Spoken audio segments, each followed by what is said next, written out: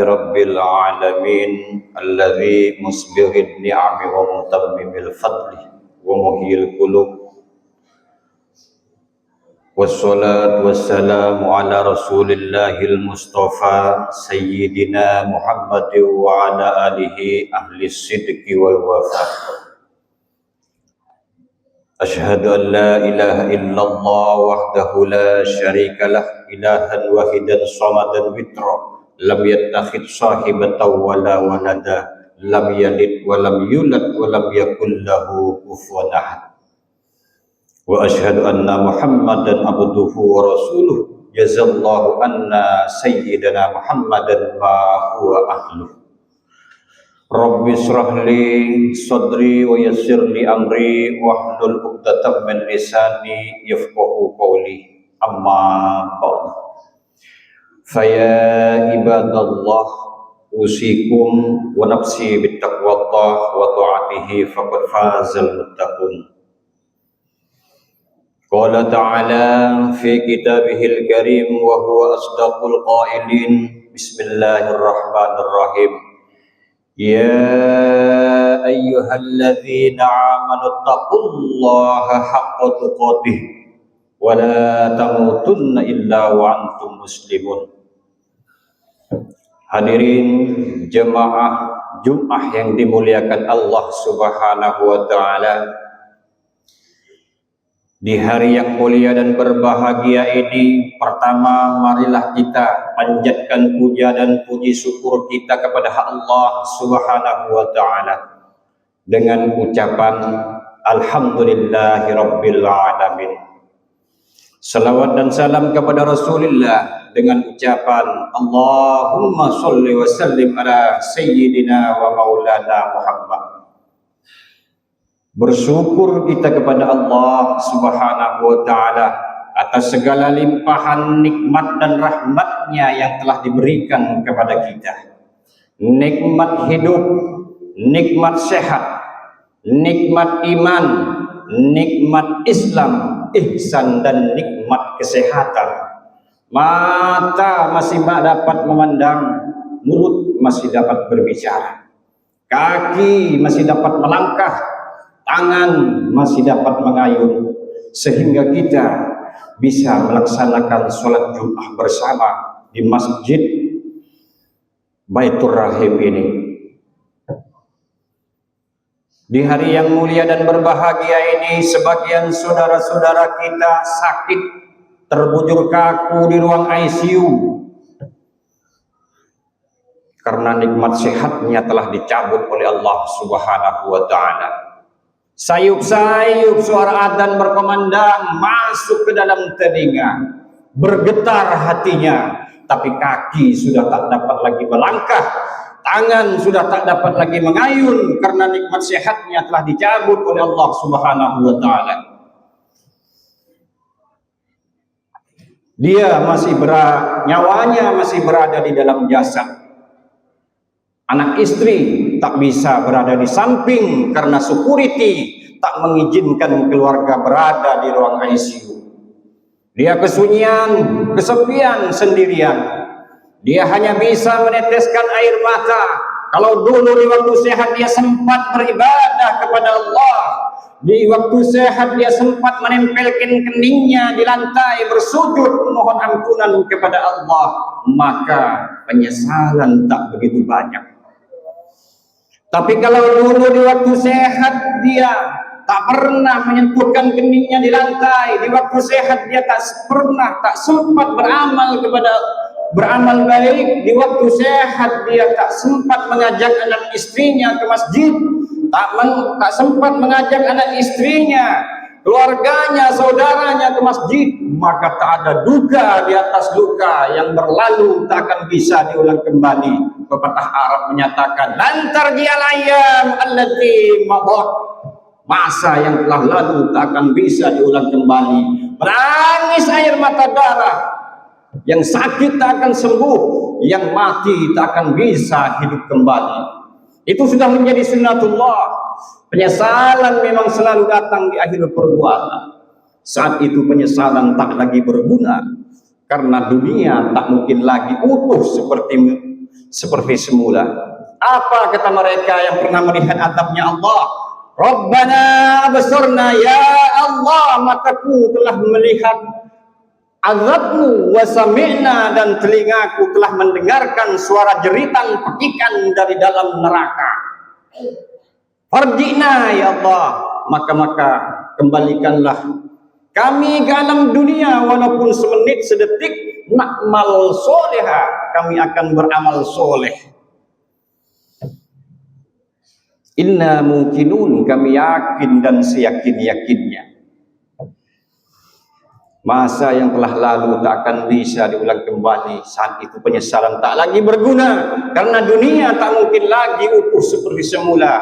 Allah Subhanahu wa taala berfirman dalam Al-Qur'an, "Idzas samaa'u fatarat", langit terbelah, wa idzal kawakibun tafarat, langit-langit bertabrakan, wa idzal biharu fujirat, lautan diledakkan, dihancurkan oleh Allah Subhanahu wa taala, wa idzal bihar wa idzal qubur busirat, laut orang-orang yang meninggal, yang mati dihidupkan, dibangkitkan kembali oleh Allah Subhanahu wa taala. Alimat nafsum ma qaddamat wa akhirat, saat itu manusia baru sadar siapa aku, apa yang telah aku lakukan ketika hidup di alam dunia. Hadirin jemaah Jumat yang dimuliakan Allah Subhanahu wa taala. Al-insan asal kata dari nasiyah. Nasiyah artinya lupa. Manusia itu lupa, kita semua hari ini lupa tujuan hidup, untuk apa kita dihidupkan Allah, sampai hari ini kita masih berjalan di atas buminya Allah Subhanahu wa taala. Janin-janin banyak yang gugur, anak-anak satu sekolah denganmu, satu madrasah denganmu, satu pesantren denganmu mati, tertabrak, kecelakaan lalu lintas, sakau, overdosis, siang sehat malam mati, malam sehat siang mati. Apa kata Allah Subhanahu wa taala? Alladzi khalaqal mauta, aku ciptakan kematian, wal hayata, dan aku ciptakan kehidupan. Lalu untuk apa kita masih dihidupkan Allah Subhanahu wa taala sampai hari ini kita masih berdiri tegak di atas bumi Allah Subhanahu wa taala? Itu karena Allah ingin melihat kita, liyabluwakum ayyukum ahsanu amala, supaya kita semua, kalian semua, Allah ingin melihat siapa yang paling baik amalnya. Siapa yang paling bertakwa kepada Allah Subhanahu wa taala? Siapa yang paling takut dan tunduk hanya kepada perintah Allah Subhanahu wa taala? Orang mulia bukan karena hartanya, orang mulia bukan karena pangkat dan jabatannya. Orang mulia itu bukan karena kekuasaannya yang banyak, yang meluas, tapi orang yang mulia di sisi Allah adalah inna akramakum indallahi atqakum, yaitu orang-orang yang paling takwa kepada Allah, orang-orang yang rasa takutnya telah dihabiskan untuk Allah Subhanahu wa taala. Hadirin jemaah Jumat yang dimuliakan Allah Subhanahu wa taala. Mengapa Fir'aun itu dibahas dalam Al-Qur'an? Namrus pun disebutkan dalam sebuah hadis. Allah Subhanahu wa taala berfirman dalam Al-Qur'an, "Faqsusil qasasah", maka ceritakanlah kisah-kisah mereka wahai Muhammad. Mereka yang sombong, mereka yang angkuh, mereka yang serakah. Untuk apa dia masih dihidupkan oleh Allah Subhanahu wa taala? Maka ambillah pelajaran. Maka ambillah kejadian-kejadian itu untuk dijadikan sebagai pelajaran.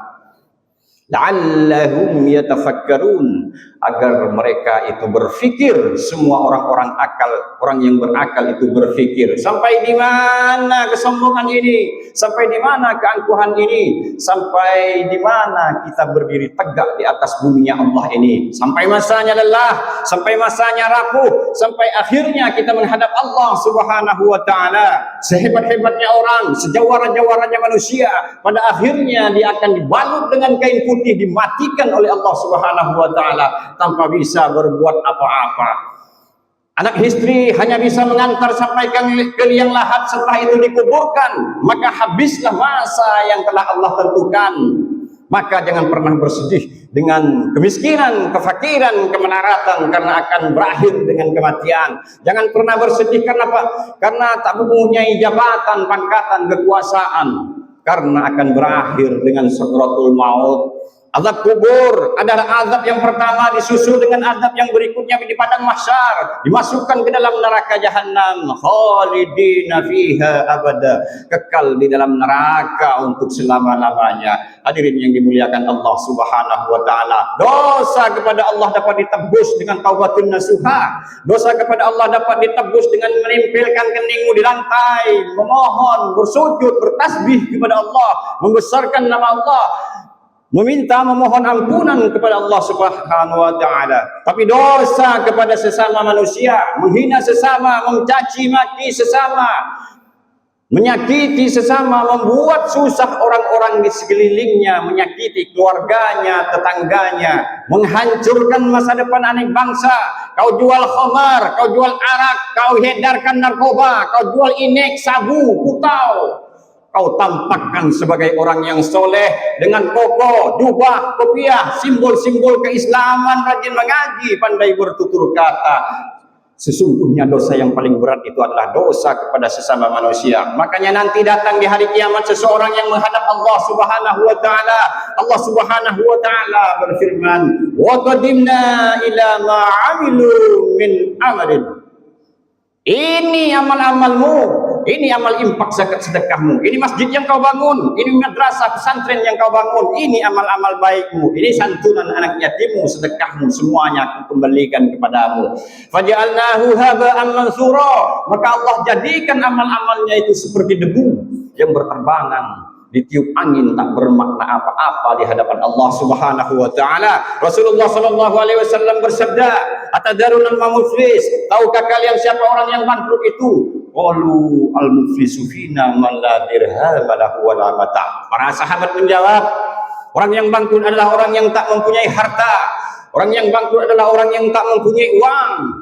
Orang yang bangkrut adalah orang yang tak mempunyai kemewahan. Bukan itu kata Rasulullah sallallahu alaihi wasallam. Qala innal muflis min ummati ya'ti yaumal qiyamah. Sesungguhnya orang yang bangkrut dari kalangan umatku adalah kelak dia datang di hari kiamat bisolatin dengan salatnya, wa zakatin dan zakatnya, wa siyamin dan puasanya dan amal-amalnya, tapi dia menyakiti sesama, menghina sesama, mencaci maki sesama, membuat susah orang-orang sekelilingnya, keluarganya dan anak istrinya. Maka amal-amalnya, salatnya, puasanya, zakatnya, semuanya tak dapat menolong dirinya. Itulah orang-orang yang bangkrut, itulah orang-orang yang celaka. Di hadapan orang kau tampak hebat dan mulia, tapi di hadapan Allah waradatnahu asfala safilin, kau ditempatkan di tempat yang paling hina, kau ditempatkan di tempat yang paling rendah. Hadirin yang dimuliakan Allah Subhanahu wa taala, hari ini boleh jadi kita dihinakan. Hari ini kita dihinakan karena miskin, susah, melarat, tak punya kerjaan. Hari ini kita dihinakan karena tak mempunyai pangkat dan jabatan. Hari ini kita dihinakan karena tak mempunyai kekuasaan. Bukan itu kehinaan. Kehinaan adalah ketika kau diberikan nikmat oleh Allah Subhanahu wa taala, nikmat hidup, nikmat sehat, Islam, iman, ihsan, diberikan nikmat rezeki berlimpah, kekayaan, kebahagiaan, takabur, kau sombong, ujub, kau bangga diri. Apa kata Rasulullah sallallahu alaihi wasallam? La yadkhulul jannah, tak masuk surga man kana fi qalbihi mithqalu habatin min khardalin min kibrin. Siapa orang yang dalam hatinya ada kesombongan sebesar biji sawi, sekecil ujung rambut, sekecil tapak kaki semut yang hitam di atas batu yang hitam di tengah malam yang kelam, sekecil itu pun kau diminta pertanggungjawaban oleh Allah Subhanahu wa taala, maka janganlah meminta kepada Allah apa yang kau mau, karena boleh jadi kau tak dapat. Tapi beramallah yang Allah ridho. Kalau Allah sudah ridho, maka Allah Subhanahu wa taala akan memberikan apa yang kau minta. Bahkan semua apapun yang kau inginkan pasti Allah sediakan. Hadirin jemaah Jumat yang dimuliakan Allah Subhanahu wa taala. Rasulullah sallallahu alaihi wasallam bersabda, "La yadkhulu ahadun minkum amaluhul jannah." Kau tak masuk surga karena amalmu. Kau masuk surga bukan karena amal infak zakat sedekahmu. Kau masuk surga bukan karena bangunan masjid, madrasah, surau dan pesantrenmu. sahabat bertanya, "Wala anta ya Rasulullah?" Kau pun tak masuk surga karena amalmu wahai Rasulullah. Rasulullah berkata, "Wala ana." Ya, aku pun tak masuk surga karena amalku, kata Rasulullah sallallahu alaihi wasallam. Lalu bagaimana engkau bisa masuk surga wahai Rasulullah? "Illa an taghammadanillahu bi rahmatih." Aku masuk surga itu karena rahmat Allah Subhanahu wa taala. Tidak ada orang yang bisa merasakan rahmat itu kecuali orang-orang yang merasakannya. Kau selamat dari siksa kubur karena rahmat Allah. Kau selamat dari siksa maut karena rahmat Allah. Kau masuk surga pun itu karena rahmat Allah. Kau miskin, kemudian kau menjadi kaya, itu pun karena rahmat Allah Subhanahu wa taala. Kau sakit, kemudian kau sembuh, itu pun karena rahmat Allah Subhanahu wa taala. Hari ini rahmat Allah itu boleh jadi kau dapat karena kau memberikan makan anak kucing yang diusir orang di tepi jalan. Rahmat Allah itu boleh jadi karena kau mengusap kepala anak yatim. Hari ini semua saudara-saudara kita sibuk, yang di kantor, yang di sekolah, yang di tempat perkuliahan, di rumah, di jalan, semuanya sibuk. Mengapa mereka semua hari ini datang ke masjid? Itu karena kita semua ingin mendapatkan rahmat dari Allah Subhanahu wa taala. Amin ya rabbal alamin. Hadirin jemaah Jumat yang dimuliakan Allah Subhanahu wa taala, di akhir khutbah ini Allah Subhanahu wa taala berfirman dalam Al-Qur'an, "Wa dzakkir fa inna dzikra tanfa'ul mu'minin." Ingatlah kepada Allah, berzikirlah kepada Allah. Sesungguhnya berzikir, ingat kepada Allah, saling mengingatkan itu adalah bermanfaat kepada kaum sesama seiman, seislam.